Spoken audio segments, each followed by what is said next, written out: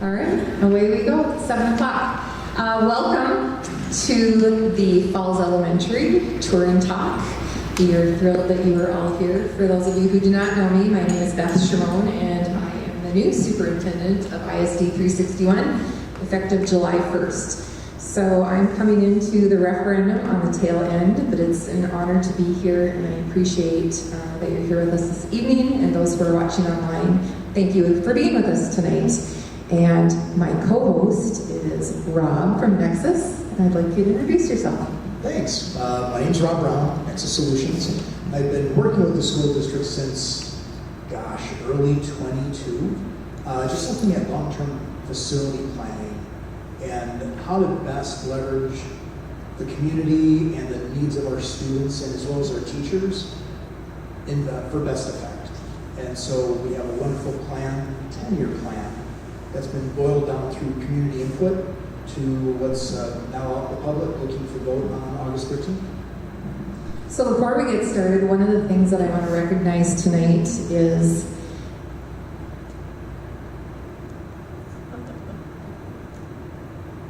I want to recognize the work that has been done over the last few years under the former Superintendent Grover. In addition to Principal Everson, they were instrumental in this process.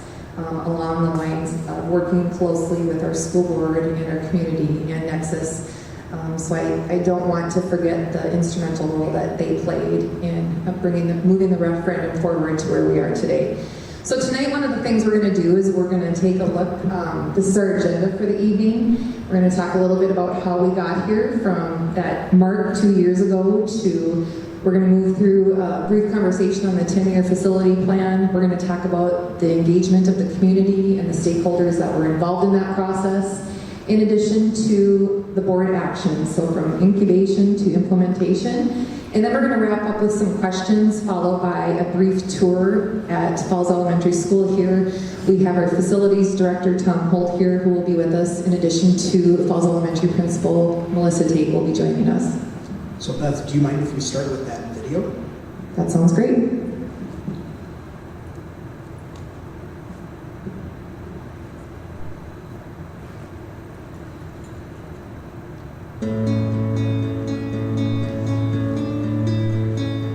The buildings are in need, and they're in need now. It needs to be done, and now is the time because the buildings are 50, 60 years old, need some help. Our HVAC systems here at the high school, they're getting past their time.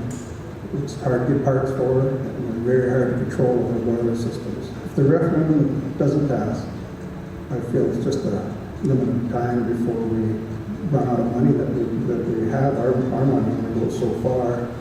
Well, the task force was created to take a look at the school's needs. I was on the task force here. It was a good project. There was a lot of input from many people throughout the community, and I've seen the lack of funding that these schools get. So I wasn't surprised at the issues with the infrastructure. The guts of the buildings are in disrepair. If this referendum could pass, then we could offer more opportunities for our kids, better learning facilities, better places for them to just feel welcome within the walls of our school, and I think that's where it's at. We're going to be here long term. This is our home.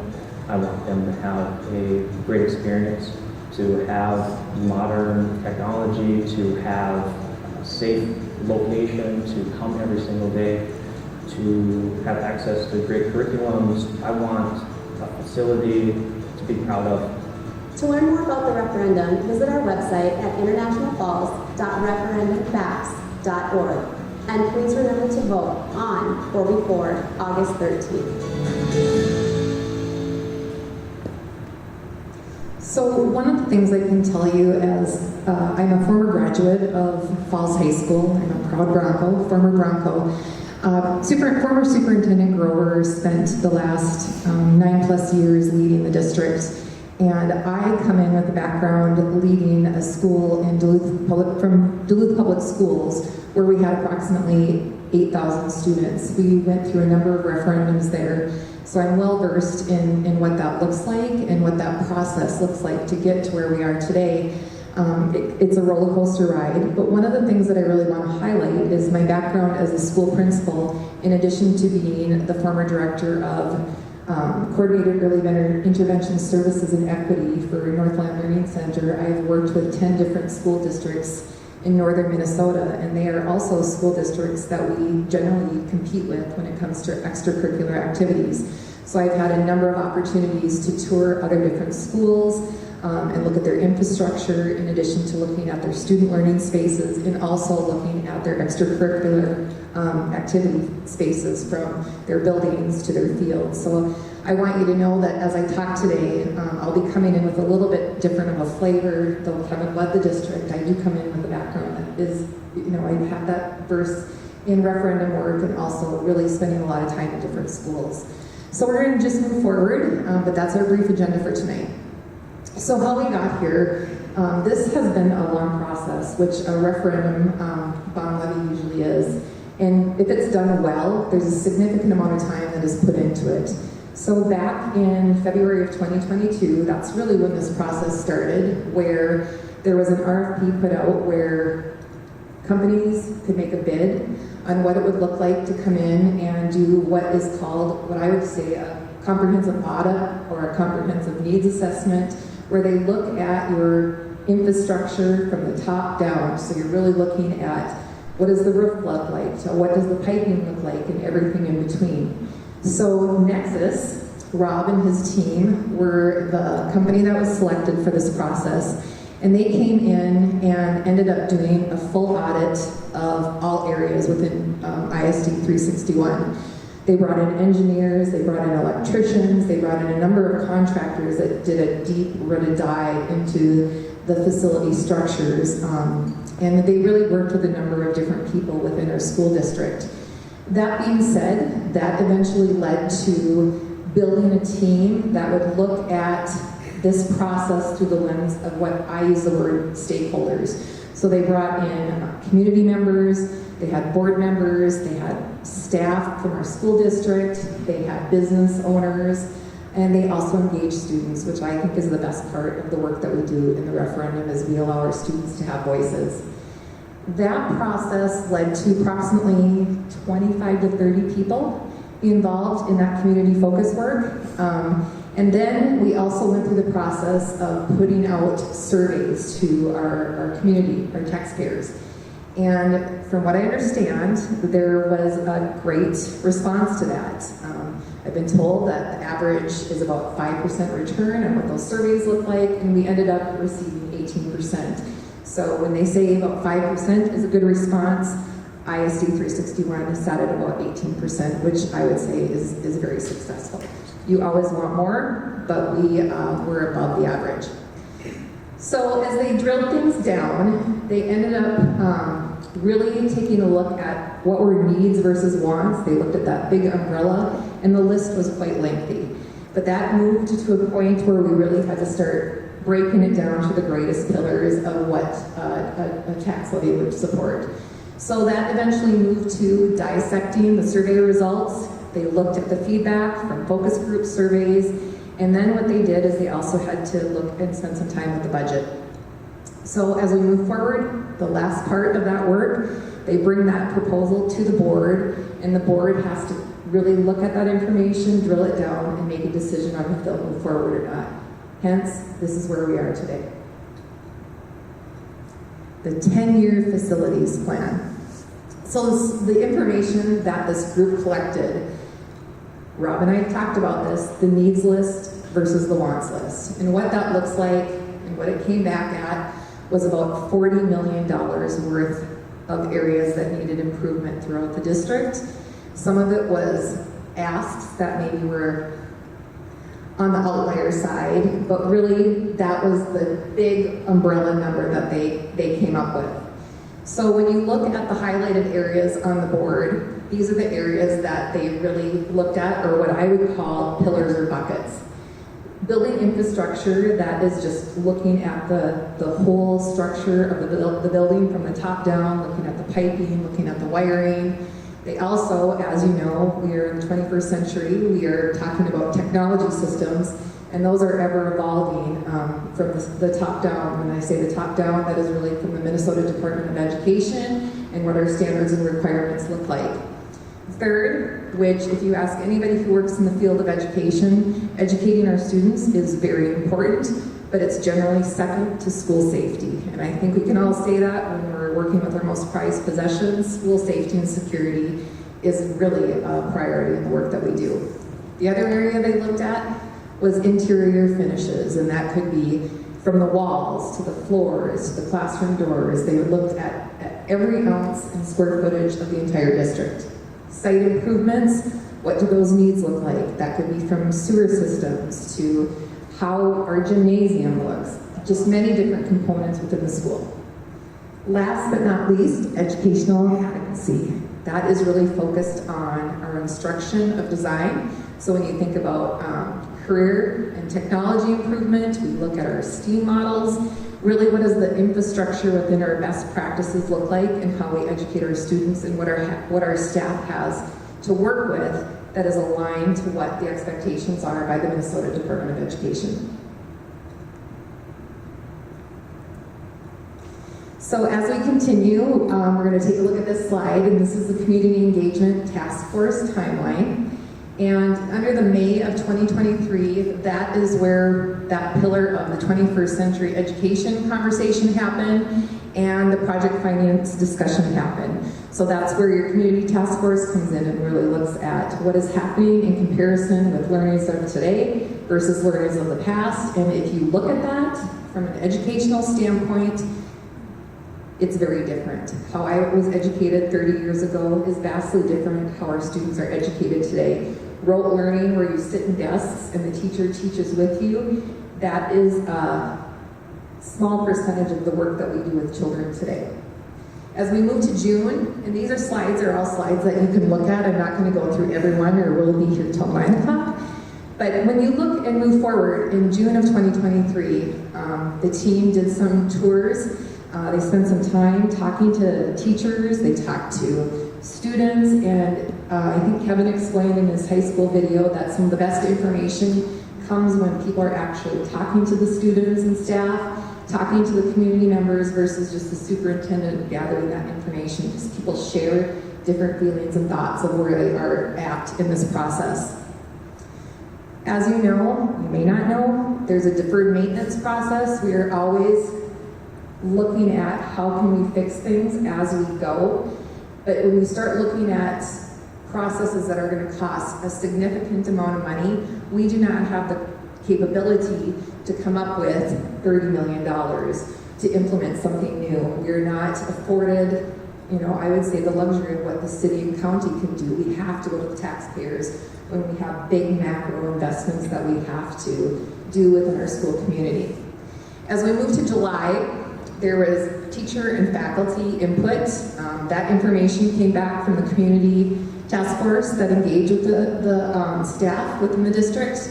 And then they took all of that information and really did a comprehensive needs assessment on what were the big pillars, that the reoccurring themes that came forth in that survey process. In August, that team presented to the school board based on the budget, based on their surveys, based on their community task force meetings that they held throughout the district, and the feedback that they gathered. They made this proposal, brought it to the school board. The school board assessed the information and determined that they would move forward based on the results. So here are some of the results. Though there was a number of others that were included in this, from my understanding, these were the areas that were identified, the tax capacity that the community would really support. And in order to move forward in a referendum, what they're doing is they're really looking above that 50% marker in order to bring it to a bond levy and or a referendum. So, and if Rob wants to talk a little bit more about this, he can. But when we're looking at this, for question 1, what the capacity of support really came back in the feedback was sitting at that $14 million mark. There was higher levels, but you really have to target this 50% range in order to bring a referendum forth, because that's what you're looking at. So as far as the survey, it's interesting. Not only did you receive 18% response, which is absolutely fantastic for any community, But looking at the demographics, the International Falls community is heavier 55 plus.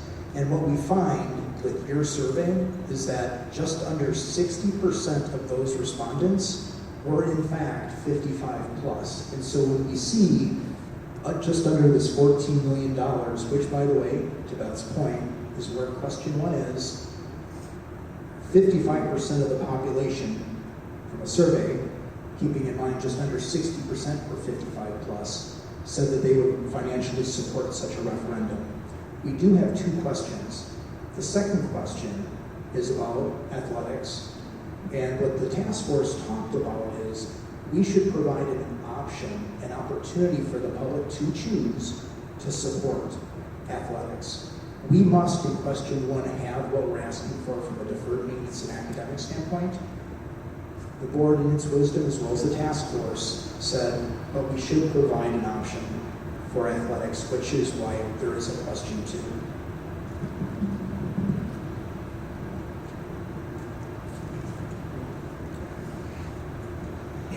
So in the conversations that we're having within the community, in the results, there are 4 main areas that were identified as having the greatest need. And I love the language that ISD 361 uses, need versus want. There was $40 million of areas that were identified as possibly being a part of the referendum, but we know that the $14 million marker is kind of where we're at. So when we narrowed it down, these were the 4 pillars that came up. And again, you can look at this, we talked about this earlier, but that major building system, so looking at the infrastructure. We talked a little bit about, in the last tour and talk, we talked about the white seepage that you see on the outside of the building at Falls High School. I did not know until the last tour and talk that white that you see that happens in the middle of winter is seepage that comes through, chemical seepage, and I think they call it leaching that comes through, and that has to do with the ventilation system. That is not good for the infrastructure of our building, and with time that will continue to deteriorate the infrastructure. That's just one of many. We also talked about, we have the sewer area. 30% of the sewer is in dire need of repair, and that's just being very honest, 30%. Could it last another year? It could. Could it last 3 years? But if something happens between now and then, that investment will be significant, and it will have to happen very quickly. So when we move to pillar number 2, the safety and security piece, this is an area I'm extremely passionate about because I was a building principal of a pre-K through 5 building. And I can tell you, as somebody who worked in northern Minnesota, the safety and security component of how you access a building is critical in education. So when you look at the security point access for Falls High School, they have updated that point. So the main entry into the building, you go into a secure vestibule, then you have to be buzzed in to go into the main office. At Falls Elementary, that does not exist. Though they have their first point of security at the main entryway where you have to buzz, to equate it in layman's language, you're about 2 classrooms away to actually access the main office where the secretary sits. So even though there's a video recorder that she can see who's at the entry point, making sure that they actually access the check-in place for the main office is approximately 2 classrooms away, which we're going to look at the tour and talk component. That's a big deal because when you house 400 to 500 students on a daily basis, that coming and going can get very chaotic. And if you have 2 people coming in and 5 classes dismissed, that can create a barrier. And I always use the language access, opportunity, and barriers when we're talking about school districts. As we look at pillar number 3, updating the classroom, labs, and technology and education, that impacts both schools. And we talk about that more from the high school lens of our career technology education component, looking at expanding our shops, our metals, and there's conversations about automotives. The areas that we have now do not meet the requirements and capability of what students want to do and what our offerings are. And I use the conversation surrounding being competitive in education. in order for us to be competitive with surrounding areas, we have to really invest in our CTE programming, because I can tell you, research just came out that the pathway towards graduation 10 years ago, 15 years ago, it was about the track towards what college are you going to. That is not the priority anymore. It's in addition to the pathway towards trades. And the new research that just came out talks about that 90 to 95% graduation rate when you have a school district that actually highlights and invests in their CTE programming. Those are telling numbers, 95% graduation rate when you opt trades in your high school education. That's pretty powerful.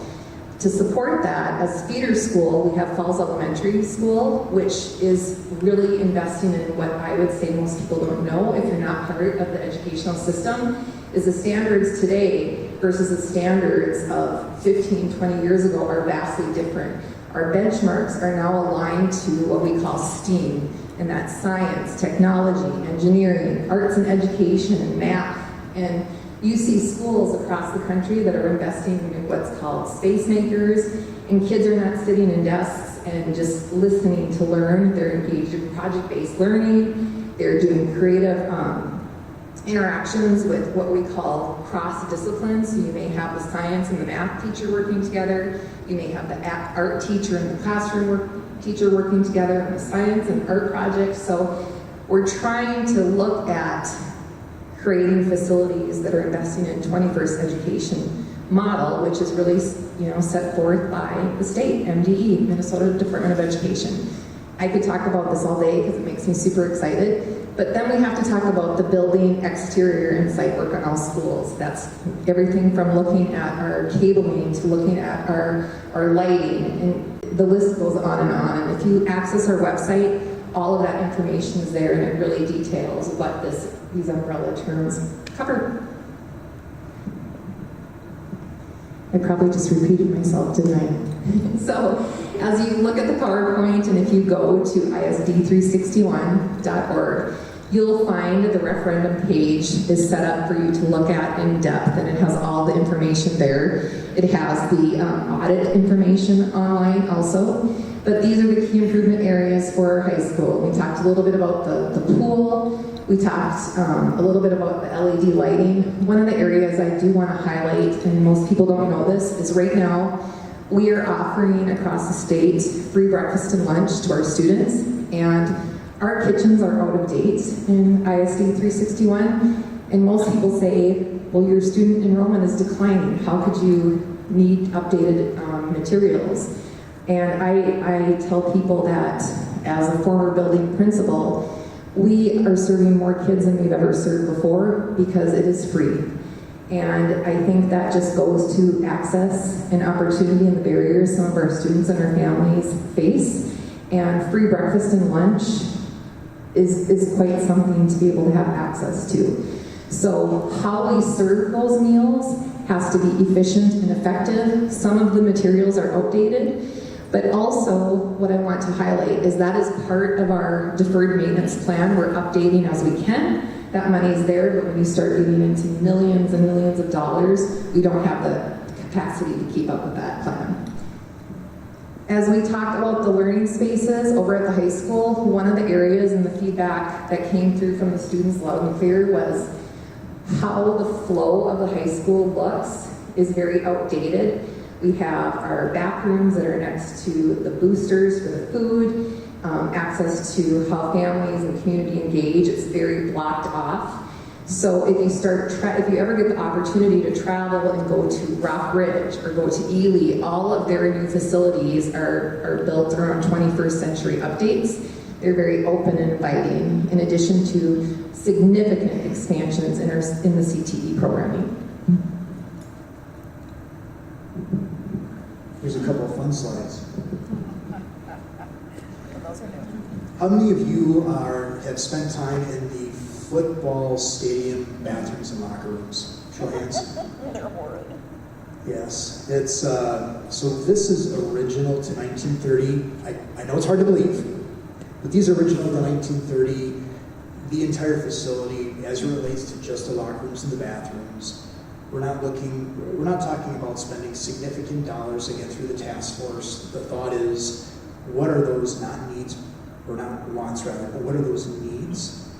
And addressing fixtures that are like this are included in question 2. In question 1, this is a stock photo, but in line with your situation. Since the high school was built, I believe, in 1960, over time, we have waste, grease, things along those lines that have built up in your lines.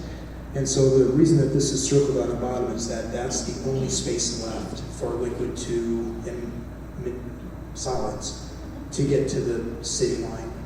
And so this is what Beth was talking about, just as a sample of some of those things that are not wants. I mean, they are needs, but they go beyond just needs. These are the critical needs based on the tax dollars provided by your public. And so as you go through the elementary school here, and if you were to go through the high school, you'll notice some of the flooring. Even the flooring didn't make the cut. We're looking at what are those core needs. And this is just an example of a couple. And I also, want to highlight the fact that pictures are powerful, because those are not pictures that were just taken online. These are actual pictures from ISD 361. And sometimes I think it's hard for people to say, hey, can I call the principal? Can I take a tour of the school? I really would like to see what you're talking about. I cannot articulate this enough. Ask. If you are connected to a school board member, if you're connected to a building principal, we are here to serve you, and we want you to come into our school facilities, and we want you to ask us those tough questions. We want you to show you what we're talking about when we put this information out on paper and PowerPoints, because actually seeing it in person is vastly different than reading it online. So when we talk about the elementary school, there's a few areas I just want to highlight. So when we talk about building grounds and infrastructure, one of the areas that we did not talk about yet in the presentation was the playground equipment. So the playground equipment on the front side of Falls Elementary School is slated, if the referendum passes, to be moved to the back side. To move that away from the road, but to have the equipment so the students have the opportunity to have access to more equipment to play and be outside physically. But the other piece to that is there is no family parking here. So that area is being looked at, so there's development of parking and accessibility for people who we want to engage our community within our school district, and that's not something we have access to at this time. The other area that we just want to briefly talk about, which I think is very important, and I would say probably, when we talk about school safety and security, we also have to talk about access. And when we talk about access, Falls Elementary is the only school between the two that does not have an actual elevator in it. And to be ADA compliant, American Disabilities Act, we need to be thinking about access and abilities. And that is not only just for our students, but it is when we have grandparents and aunts and uncles or community events, to have people to be able to come in. And if your student has a classroom on the second floor, and let's say you broke a leg, or you have a family member who doesn't have the feasibility to climb up the stairs, they won't have access to that. Though Principal Tate does a great job, they do a rotation where they have one grade level on every floor, but sometimes there's emergencies that happen, and we don't have the capability of getting people to the second floor. And it's about our students, it's about our community, it's about our staff. We make it work, but we are not ADA compliant at this time, so we have to make those modifications. Next, we'll just briefly talk about this again. School security, we'll take a look at what that development and reconstruction could look like should the referendum pass. And last but not least, let's talk about the learning spaces. We talked a little bit about the STEM programming and the accessibility to have partnership learning where kids can come together. In addition to having the older grades work with the little kids, having buddy classrooms, those are really important opportunities for student learning. But one thing that we're going to look at tonight is we have a number of classrooms within Falls Elementary School that don't have walls that go all the way to the ceiling. And they're actually called alcove walls, and that's where they go about 3/4 of the way up, and then there's a big space. So we have a number of classrooms that you can hear what's happening in the next room, you can hear what's happening in the third classroom, you can hear what's happening in the fourth classroom. That disrupts student learning, that disrupts teacher instruction. Do they make it work? Absolutely, but that is an infrastructure piece that was identified as a critical need.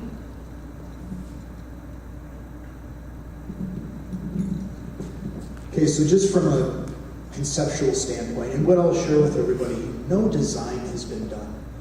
In talking to the stakeholders that we were fortunate enough to speak with over the last 2 years, we've talked through, again, what are those needs and wants, and then ultimately, what can we do to maximize the value of each existing square foot?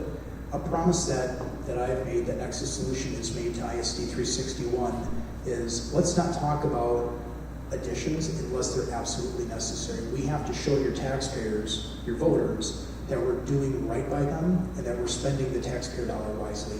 So you will only see additions where basically they're necessary. And so you'll see there's a little bit of a legend. Green is an addition.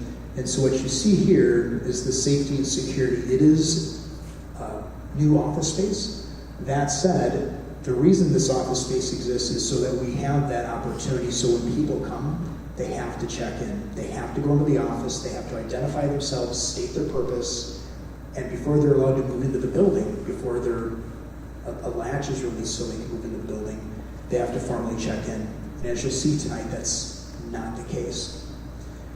So then what happens with the existing office space, which is here? So that becomes our new STEAM space.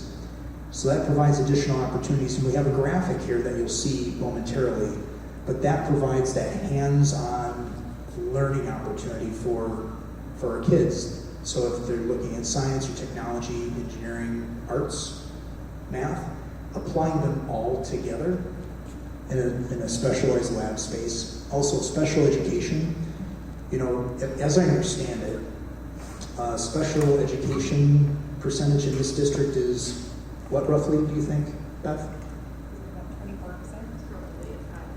Roughly 24%. State average is about 14%.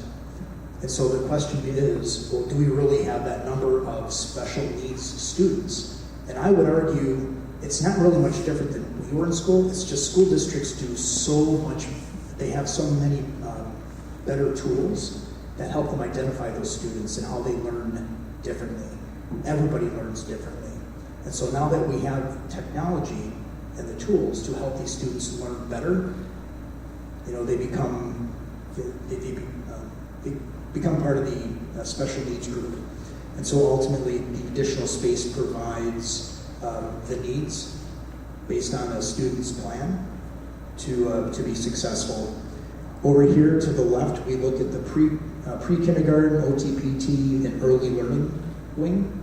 And then we look at the gray, which is light remodeling, yellow is medium remodeling, the purple is heavy remodeling. And so you see throughout the building very targeted opportunities for improvement. Pretty much every space will get a little something, but again, keep in mind we're focusing on those absolute needs, not even the higher level needs, and certainly not wants. This is where the elevator addition may go, if we're fortunate enough for this to move forward. I think I mentioned this earlier, but this is only concept. If we're fortunate enough where the public will support this through a referendum vote, that's when we would get into design, work with stakeholders, and then make sure we plan design to budget that has been created. Okay. This is the middle school, high school. And again, focusing on needs, not wants. When we look at some of the bathrooms at the elementary school as well as at the high school, we're looking at ADA, Americans with Disability Act compliance. We're also looking at updating the heating system, which is currently steam. And so to be able to update that so that it's more efficient and more reliable is important, especially just given the climate in International Falls. Heat might be important. And then focusing on the career technical education space. You'll see an image here in a little bit where Small projects are done well in our woods and metal spaces as they currently exist. They do not provide the opportunity for larger projects. And so if a student wants to become certified in welding, or if they want to learn how to build structures, starting with sheds, perhaps someday moving to homes, they don't currently have the space. This addition and some of the improvements that we're talking within the career technical education space provide that opportunity for our students that they wouldn't otherwise have. This dashed yellow line, we're looking at dehumidification and addressing the HVAC issues within the pool area so that the building envelope doesn't continue to crumble. Everybody loves a pool, but you need to have a building to house it. And if the surrounding structure crumbles, it leads to bad things over time, of course. And so the expanded commons, opening that up so it's more junior college-ish, if you will. And let's see here, is there anything else highlighted here that you think I've missed? Okay, so let's look at that high bay construction area. So this door here, and there's another door over here for metals. They allow entry into the smaller project space. This large bay construction area allows our metals and wood students to create. And here we see a little bit of a trailer that's created by students, as well as a structure, perhaps they're making an ice house. You know, plenty of storage for materials as well as other projects. And in the bottom right corner, we see accessibility for even our handicapped students so that those that wouldn't otherwise be able to participate will have the opportunity. And so again, this is just a rendering. When we get into design, it might look a little bit different, but this is the general concept of what has been identified. At the elementary school, this is our STEAM space, STEAM lab, science, technology, engineering, arts, math. And so project-based learning, certainly there are teacher adult guides, but each project table is a group of students that are learning to work together. They're assigned projects, given parameters, and then developing, amongst themselves to a goal.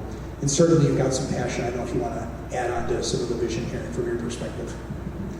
So just one of the things I want to bring to your attention is when you walk around the school and look at some of our spaces, some of the classrooms where we serve special education students and where we work with our kids under the STEAM umbrella, is making sure also that our spaces are ADA compliant. We have to have a certain width in order for wheelchair accessibility.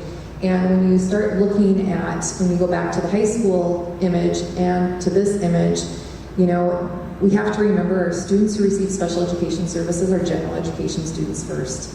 And we cannot lose sight of that. So when we talk about creating these spaces, we're really creating them with the whole child in mind, looking at it through that perspective of accessibility and opportunity. So this is a space where you can work together. You have that cross-discipline opportunity where you have math teachers working with science teachers, you have classroom teachers working with technology teams, and the learning that happens in the STEAM space is student-directed. That is what's so exciting. The teachers in the classroom, the teachers are in the classroom space with the student, but they're guiding student learning through active questioning.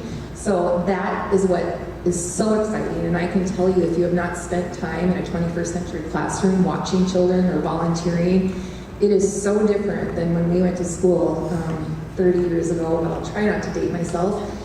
It looks vastly different, and you see more tables, more pods, more small group learning, and students of all abilities are brought into those learning spaces. And we want to make sure that we are creating spaces of opportunity when we start looking at the learning spaces for CTE and our STEM programming. I'm going to use the words that Superintendent Grover said. This is question 1, written by lawyers. So it's got all the deep-rooted terminology in it, but really what question 1 is about those 4 pillars that we talked about in the beginning. So talking about building infrastructure, talking about safety and security, talking about CTE and learning spaces, in addition to talking about building interior and exterior. So that's what this question surrounds, and if you look closely at it, it talks about the pool, it talks about our STEM learning spaces, it talks about our special education, it talks about ADA. And so when you're talking about that $14 million target, that is what question 1 is the umbrella for. If question 1 does not pass, that means question 2 cannot pass. In order for question 2 to pass, question 1 has to pass. So that's what that process looks like. So we'll move on to question number 2. So question 2, as it says, is contingent on question number 1. Question 2, and this is a space that I encourage individuals, if you want additional conversation surrounding question 2, reach out to a board member, building principal, superintendent, also our athletic director and our coaches. So question number 2, this language really surrounds some of the images that we looked at, the locker room spaces, updating the locker room spaces there. They're in their original look 60 years ago, 50, 60 years ago. The other piece that's going to happen if this referendum were to pass is building a multi-purpose storage area on the side of Rock Arena. And 40 years ago, we did not have the vast array of sports that we have today, where there's girls' sports and boys' sports. So the storage capacity is very limited, and so that would be added on, and Rob can talk a little bit about this, but the storage areas for all the different athletic programming that we offer. And the thing to keep in mind as well is this, even though it's connected to the hockey arena, this is a multi-purpose outdoor sport locker room. This is for girls softball, certainly girls and boys hockey, baseball, football. And so students will be able to use this. If you're an outdoor sports person, this is your locker room. So as you're talking to folks in the community, please let them know this is not a hockey locker room. This is meant for all students. And then the last part, we had a nice little picture showing a sink and a urinal a few slides ago from that 1930s Bronco Nagurski football stadium. That's the work. And again, there's lots of things that can be done with that facility. The idea is let's boil it down and focus on those needs. And this is question 2. Again, beyond the tax tolerance that was suggested by the public through survey, what this does, per the task force recommendation, is provides an opportunity, an option for our public to choose to support athletics. Needs, not wants. Outside of the football stadium too, you want to talk about historic football stadium? Bronco Nagurski football stadium? The historic Bronco Stadium, the outside, that facade, Yep. to keep that, we need to do sport to it. Yeah, so what she's saying is, I think everybody in this room knows where the sports stadium, and it's a historical landmark, in my opinion, in International Falls. And some of the infrastructure is in need of repair. It's not just internal components of the stadium that need some repair. The exterior has some areas that were looked at and identified.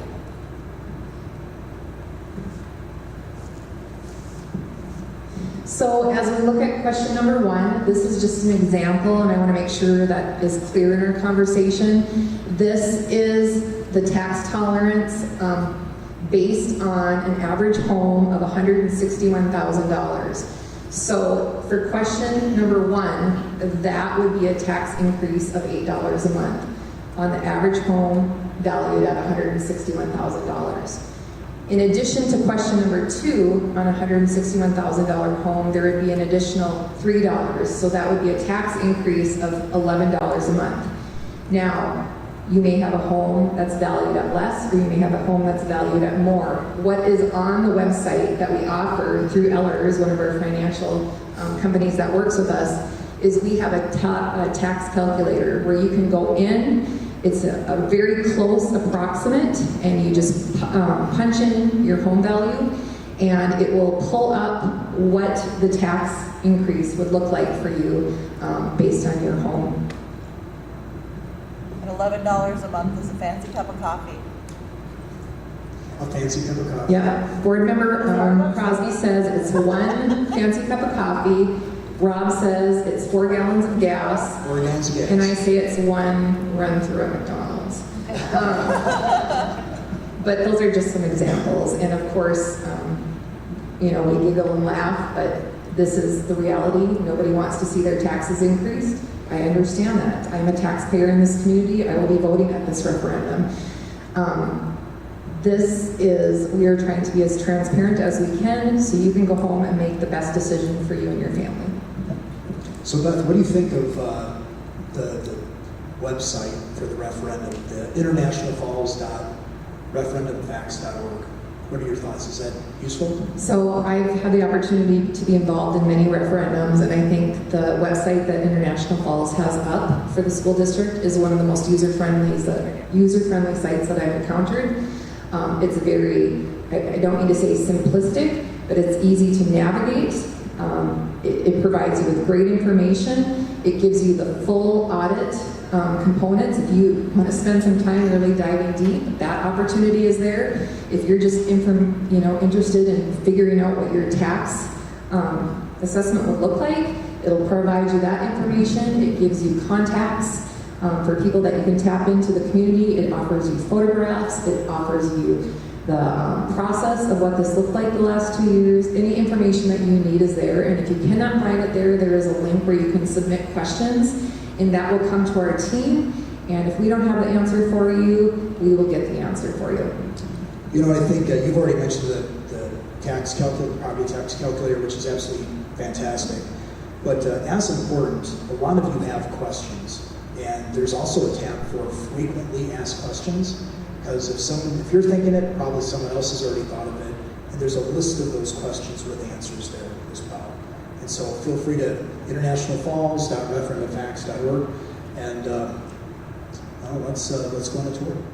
So this is our lobby, our entryway, and as you know, you can come in and you buzz in at the little button there. And then our secretaries they have a little video screen, and you can actually see it through the window here at one of the secretaries' desk. It's just a little square about this big. They can see the person on there, and then they buzz you in. But like Superintendent Tremont said, if there are classes maybe passing through the hallway to maybe go to Fayette or to lunch, or if you have multiple people or there are people standing at the office desk, it is very easy to get buzzed in and not actually check into the office. Sometimes people come in while somebody else is getting buzzed in, and the secretary might not always catch that. Or sometimes we've even had kids that have opened the door and we try to teach them, we don't do that, we need to get buzzed in. But it happens because they're not coming right into the office. So while we do have a safe and secure entry point, we'd like to increase and maximize our student safety by changing that office setup so that you're getting buzzed right into the office. So if you visit other schools across Minnesota or across the district, the security component is becoming a priority in the school districts. So they're making the access points, and you even see at some school districts where you actually have to run your license through, because we want to know who's accessing our children and our classroom spaces and our school spaces. So what the proposed infrastructure would be moving this team of individuals and expanding out. So at the vestibule point, you would be accessing your first point of security into your second point of security, where you actually have to do a physical check-in with the team that represents the main office, with our clerical, and that's where you have to identify yourself, that's where you have to sign in. We have to know why you're here and what is the purpose of your visit. Though we want to engage the community and we want to have safe, welcoming schools, our first priority is making sure we know who's in our building and why. Any questions for us about the lobby? Yes.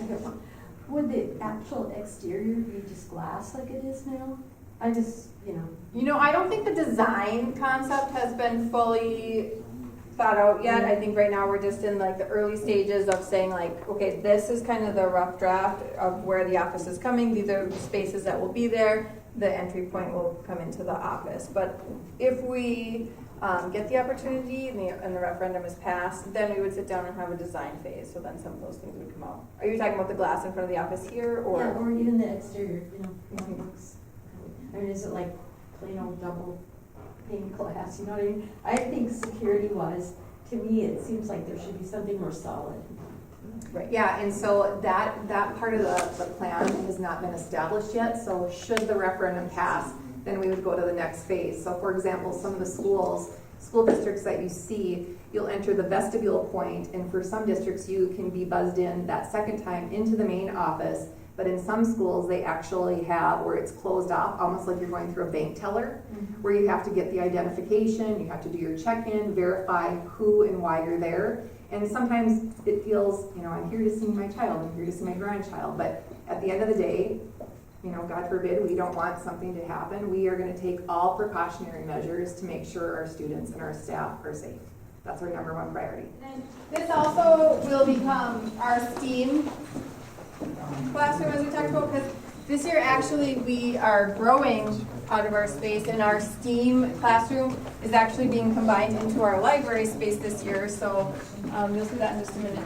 Here you can see, here are the stairs to the second floor. We don't have an elevator, so what we do is get creative, like Superintendent Shimo said, and we have, there is a grade level classroom on the bottom floor, and then all of our specialists happen on the bottom floor.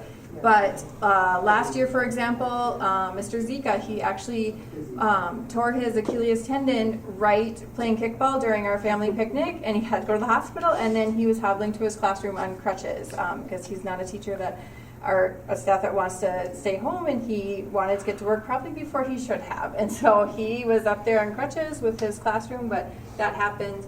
We actually have a kindergarten student who is in a wheelchair, so those will be things that, we'll encounter. We've had other kids that have broken their legs. Like, what happens then in the middle of the school year when somebody breaks their leg? We, can't carry them up the stairs every day, so do they go to another classroom for a month? Those are all things. Or family members, like Superintendent Shimon said, if you have a grandparent who's in a wheelchair and we're maybe doing tiny tree houses in Mrs. Wood's room, you're not able to participate, unfortunately. So being ADA compliant is really important to us and our families. So if you go to the website, you'll be able to see more closely the legend and what Rob from Nexus presented to us. But this is the area that, should the referendum pass, that we would add the addition of the elevator. There would be some remodeling of what the steps would look like. But this is the area that would be slated to add a small elevator to for accessibility for all individuals. And I'm going to give you a heads up before we go through this library. We are working on repurposing our book room to align with how we teach literacy now. So you're going to see a lot of books and a lot of mess all over, but we are working on it. So this actually will become our STEAM and our library. Kate, before we go over there, one thing I want to show you is the bathroom. We want to talk a little bit about the bathroom. So one of the things that would happen at both schools is revisiting what the bathroom structures look like. So if you go in here and look at the bathroom at this point, and when we talk about being ADA compliant and really meeting the needs of all abilities, and this is something Principal Tate and I talked about today, if you have a student who is wheelchair bound, this is where they have to access how to access washing their hands. And again, I want to remind everyone that these schools were built 50, 60 years ago, where we had different learning spaces for all students of all abilities. So these are just areas that would be revisited. We also are looking at building family-friendly bathrooms, so accessibility for families who come in who have young children. But if you just look at some of the spaces, you can see some of the needs that we have in the overall interior of the building. Are there any questions about our restrooms for our kids?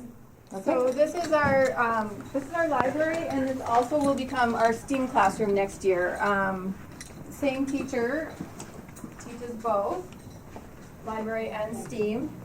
And with STEAM comes a ton of storage materials. We were fortunate enough that we are part of Project Lead the Way, which is an entire problem-solving curriculum that's all based in STEAM, and so that is like bins and bins of storage. And so you can see we actually will have storage. There's a lot of furniture in the hall right now because they're also waxing, but we actually will have STEAM storage in the hallway. That is a new closet that we got for STEAM storage. Mrs. Radka has some steam storage in that back room there. But then we also have steam storage now spread across the school because we needed to get creative and have one space. And we needed to do that because we were able to add a special ed classroom this year, which was really needed. It's a level 3 special ed classroom, which means they'll be able to help with some of our students that have more challenging behaviors. But so those are good problems to have, to need to be running out of your space, but it makes it challenging then to teach and keep all your materials in one space. So this will be library and STEAM next year. So if the referendum passes, we would have our library, and then we would have the STEAM room, because the STEAM and the special ed room that we're going to look at next would be expanded. So any questions about any of these spaces? Okay, then we'll keep going. Please ignore all the furniture in the hall. This wing here is primarily our kindergarten and first grade wing. We do have two special ed classrooms we'll have in this wing this year, and then we also have some Title I classrooms in this wing. But I just want to show you, for example, in this special ed room in particular, this is where students with multiple disabilities often get their education, or pieces of their education throughout the day, and sometimes these students might have medically fragile needs or equipment that they need to use. And so with some of that equipment, it takes a lot of space. We also do some functional skills in this classroom, and we do some cooking in this classroom. But as you can see, there's a stove that sits right here, and the teacher's desk is actually like right here, and then they have to do like the washing of their dishes and that sort of thing in that tiny sink. So really, to meet the functional needs that they're teaching their students, they really should have like a small kitchenette in here to be focusing on those functional skills, instead of, you know, we're cooking spaghetti right next to the teacher's desk. It's very tight in here. OT and PT sometimes push in here and do therapies with students. Right now, OT PT shares space with our sensory classroom, or sensory room, but they sometimes push in here too. So and there's a lot of bodies in here, a lot of peer support in these classrooms too. And that's where that instructional delivery is vastly different than what it looked like 30 years ago. Now we have, you know, occupational therapists, physical therapists, speech language therapists come into our schools, and they're co-teaching, or they're needing space to do those interventions that are identified in student IEPs to work with our children. When you come in here during the school year, it's really full of stuff. Learning stations all over the place. Yeah. And kids and noise and. It probably looks a little bit bigger with no furniture in here, but once all of the materials get in that these students need, the space gets really tight really quickly. So, any questions about these spaces?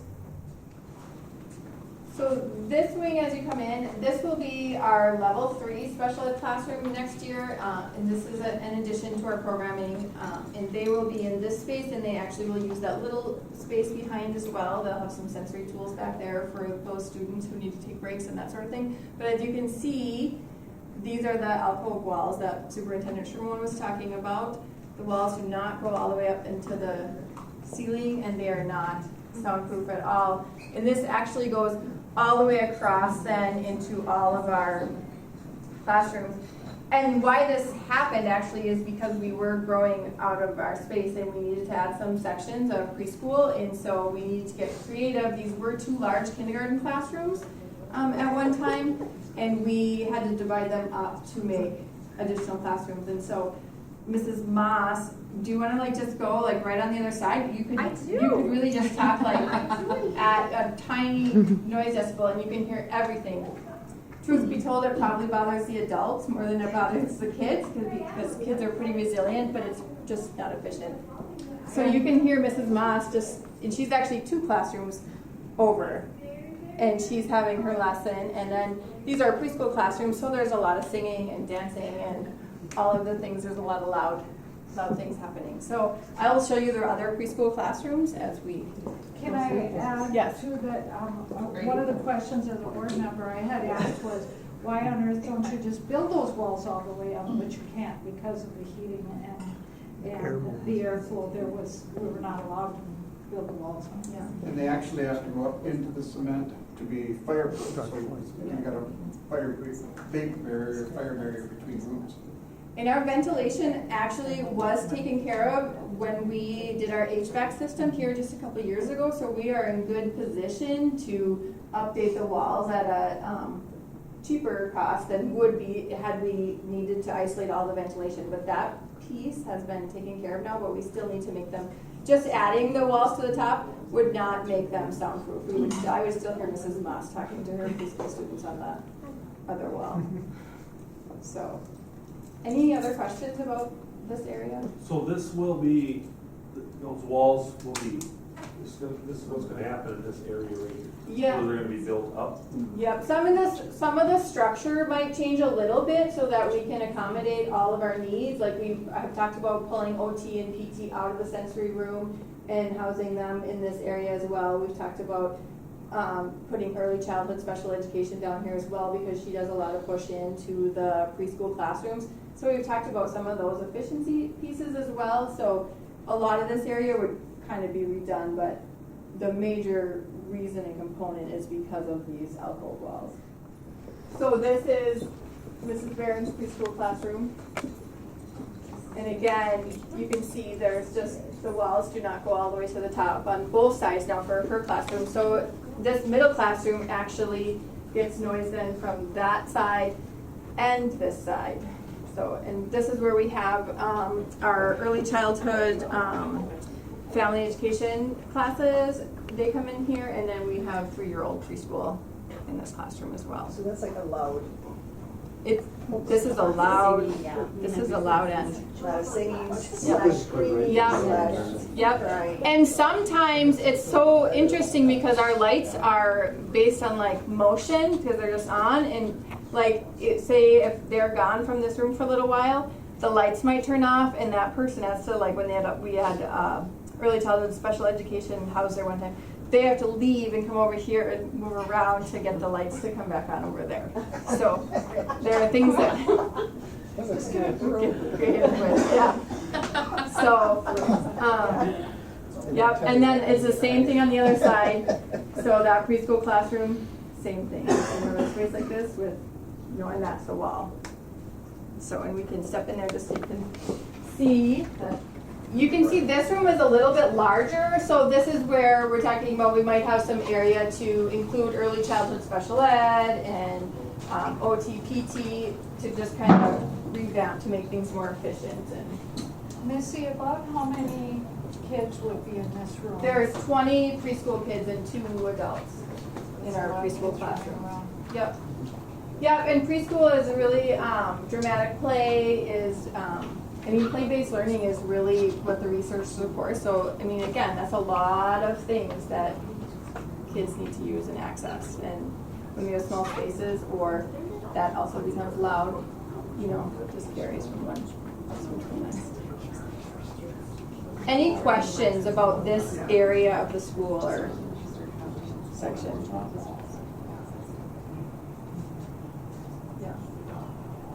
And I think when we initially did this, we were just trying to get creative with space to do the best we can, but it's time to make it more permanent, especially now that we've got the ventilation in a situation, we're positioned in a situation where we could fix it now if we were afforded the opportunity for the referendum. How many bathrooms are like there's one here? There's one bathroom in this room, and then there's one in the first classroom that we were in. So the middle one does not have one? The middle one does not have one. Bathroom. Right. Yep, they would use the bathroom in the hallway. And to be compliant with MDE, we have to have a sink in every preschool classroom. So you don't necessarily have to have a bathroom, but you do have to have a sink. Okay. So, any questions about this? One part that we also talked about, I don't know if you drop off kids, but when you're coming in this is a parent drop off point, and this is a pickup point. Right now, we pick up students at the end of the day, A through M in this parking lot, and N through Z are in the arena. We are going to move just to be all of our student pickup is going to happen here. And we're doing that to increase student safety. The arena parking lot is too hard at this present time to manage the cars, the traffic coming in. They don't follow a flow. Some people are parking and then kind of driving very fast in there. So we are going to move all student pickup to this lot. But in the morning, even when parents are dropping off, they're not waiting in the lines. They're going out. There are kids that are jetting.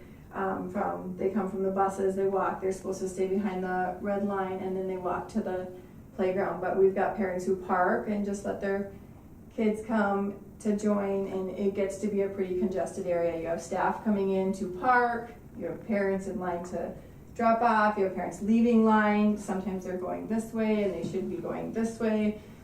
So if we move that playground that Superintendent Shimon was talking about, that spiderweb playground that's right on the side of the building here, we would move that to the back, and that front area by the bike rack, we would actually turn that into parent parking and visitor parking, and then the arena lot would be paved to make that ADA compliant as well, and then that would actually become the parent drop-off lot. So it would be seamless right there. You would drive in, it would be a loop with some parking in the middle, and then your kids would get dropped off and go up the playground. So there would not be this need to have them walking through where staff are coming in to park and that sort of thing. And then our buses would continue to use this U shape, I guess, not an L, in front of the building. So any questions about any of those changes?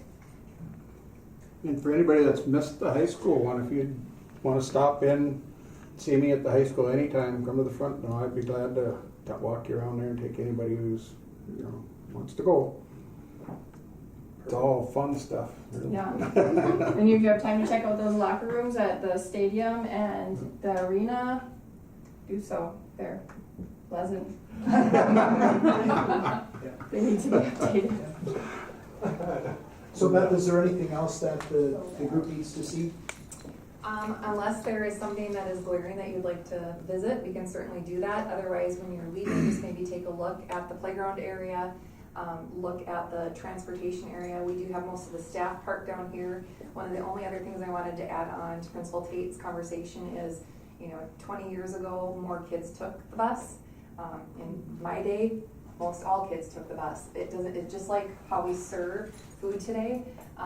It is really a significant amount of children that are now dropped off by families because of the extracurricular activities, school start times. So we have more parents and guardians dropping off than ever before.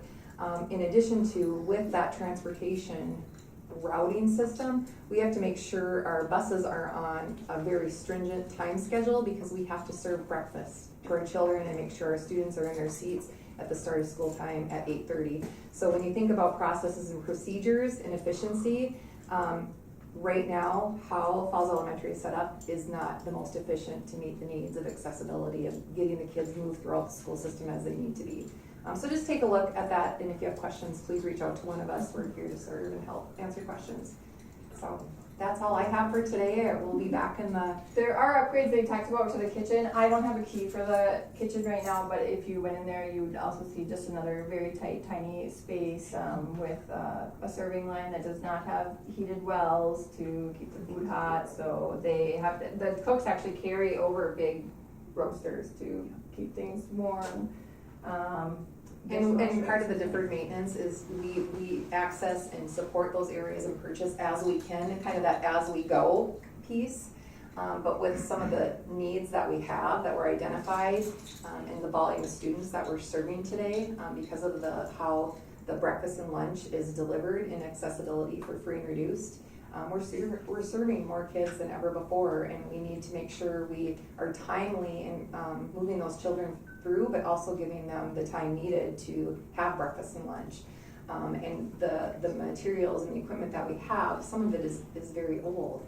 My grandmother was one of the first original cooks for ISD 361, and I look at some of the materials that we have, some of it is 25, 30 years old. So when we look at, and then the food and administration piece of MDE, they have different requirements and what that looks like today versus what it looked like 25 years ago, and we have to make sure we're compliant with that. So I would like to just add a little bit as grandma, because I have my youngest grandson comes here, and when you end up with all the parking and the drop off and all that kind of stuff, then you get the child in the door, then you get them into the kitchen and they're trying to eat as fast as they can, and then we get notified that my grandson is late to class, and sometimes it's not his fault, sometimes it probably is, but you just can't get all that stuff done efficiently unless you have a building and equipment and everything that is run efficiently, and it's